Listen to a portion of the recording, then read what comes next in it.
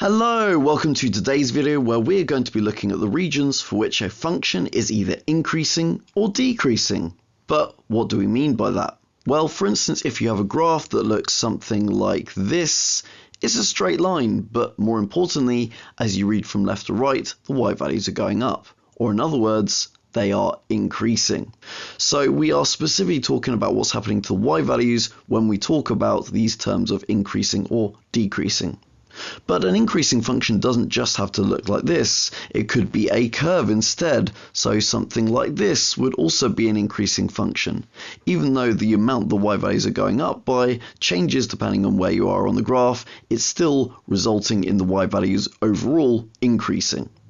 But you could also have a function that looks like this that would still be called an increasing function, even though there is a bit in the middle where it looks like the graph is almost having a bit of a pause as it goes flat. But because there's no parts of the graph where it's going down in terms of the y values, therefore it's still an increasing function. So those are three examples of increasing functions. But what about some decreasing functions? Well, once again, if increasing is about when the y values are going up, decreasing is about when the y values go down as you read from left to right.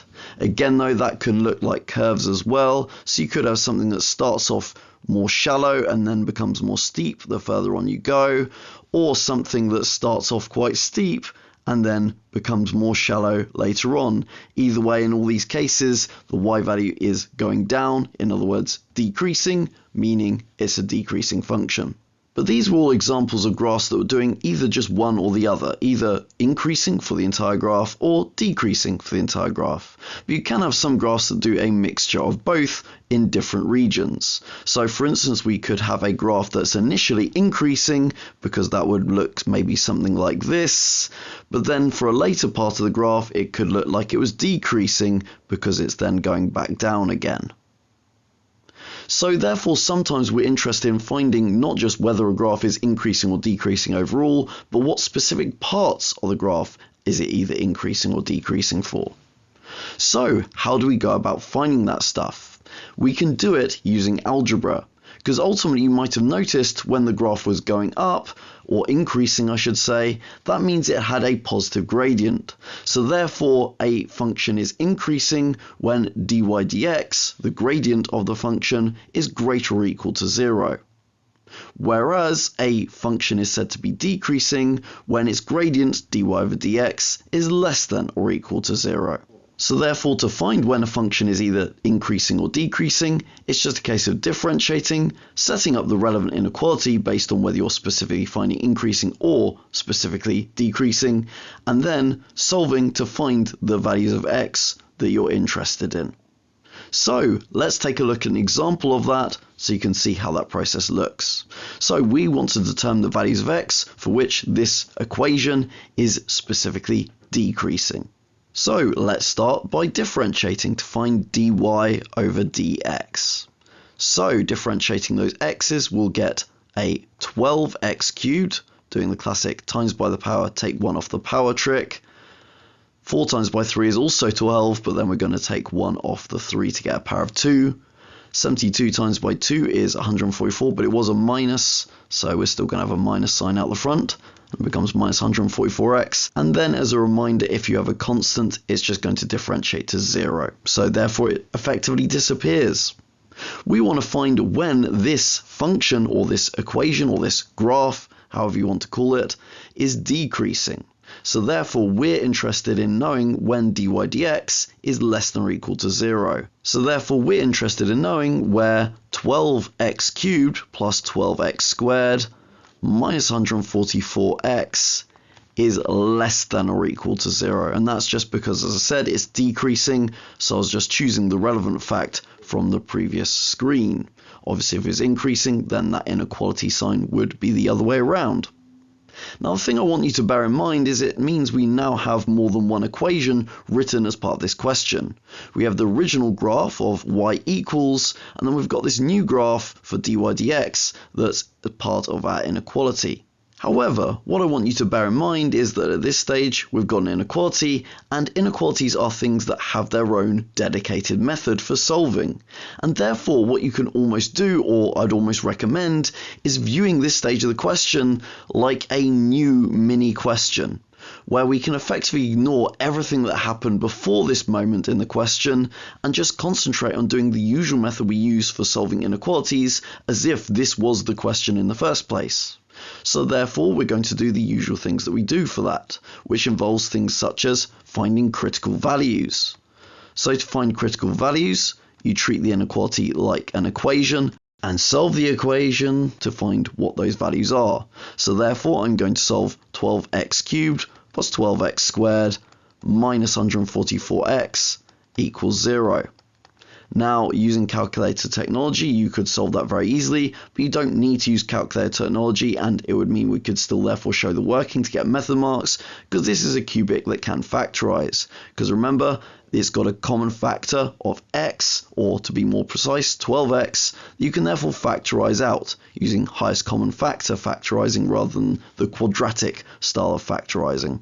So therefore, factorizing 12x cubed divided by 12x would leave us with an x squared.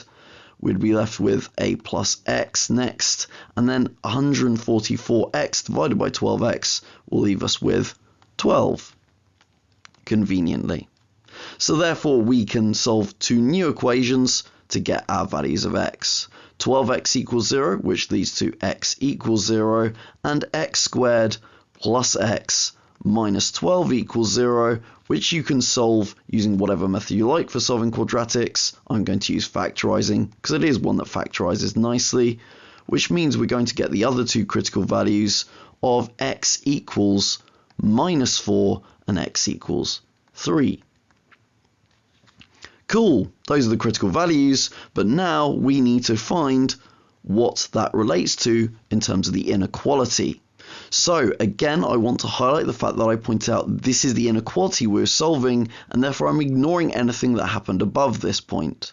Because remember, as part of solving inequality, you have to draw a graph, and that's where the confusion sometimes comes in. People see that we wrote y equals earlier and think that's the graph we should be drawing. But no, we are drawing the graph that's involved in the inequality that we're solving. So we're going to draw this cubic graph, not the quartic graph that was there earlier. So therefore, how are we going to draw that cubic graph? Well, it's a positive cubic because it's a positive 12, lots of x cubed, and we know the x-intercepts of the cubic because those were the critical values we found. So putting all that information together, the shape of the positive cubic and those x-intercepts is also worth pointing out. You could work out the y-intercept, which is also 0. We can therefore tell that the shape of the graph would look something very roughly like this, and therefore marking on those values that we care about. We've got the minus 4, we know that's the origin, so it's 0, and we've got the 3 over here. Now we're interested in knowing where this graph is below 0. Effectively what we're doing is therefore drawing the graph of y equals 0, which is the x-axis, and then we're basically deciding which part of the graph we want by looking at where the y values of 12x cubed plus 12x squared minus 144x are less than or equal to the y values of y equals 0. In other words, where's the cubic graph below the x-axis? Well, it's this region here, and then it's also this region here. So therefore, expressing those as inequalities, we can see the first bit is to the left of minus 4, so therefore that's less than or equal to minus 4. And then the other bit is in between 0 and 3, so we can write that as one big inequality as 0 is less than or equal to x is less than or equal to 3. Now this question did just ask us to determine the values of x for which it's decreasing, and by solving this inequality, which we have now done, we have answered that. But always do watch out for questions that ask for the answer to be written in set notation or interval notation, because you would have to make sure you're giving the answer in the format they ask. But therefore, that is the final answer.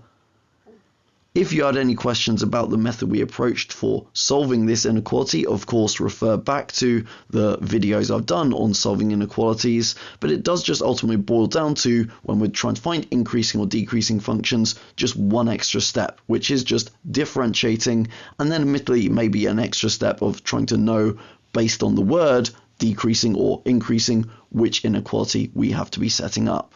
But before we go, one detail that might be confusing some people is why increasing functions is greater or equal to 0 for the gradient rather than just greater than 0. Because surely if a graph has a gradient of 0, then the graph is just doing this. It's just flat, basically, which technically isn't going up or going down. It's neutral, almost, if you will. Well, technically there is a difference between greater or equal to 0 and greater than 0 when it comes to the wording and language, because if you're saying greater or equal to 0, that's when we're calling it increasing. Increasing just means that the graph is generally going up, but it's never going down at any point. Whereas if you want it to be only going up, then actually that's the term strictly increasing, and that's the situation when you'd write dy dx is just greater than 0, not greater or equal to 0. And therefore the same is true with decreasing, but with the inequality sign flipped around. If it's going down but sometimes going flat, then you say it's decreasing, whereas if it's only going down in terms of the y values as you read from left to right, that's when we call it strictly decreasing. Now, when it comes to studying the A-level qualifications in England, it depends exam board to exam board exactly how picky they will be about the distinction between these two different definitions for increasing versus strictly increasing, or decreasing versus strictly decreasing. But officially, if they are just using the words increasing or decreasing, then that is these definitions on the left. So just bear that in mind, because I've seen a few resources in other places that don't make this distinction, and that does lead to some confusion, admittedly. Okay, that will do us for today. I hope to see you in a future video.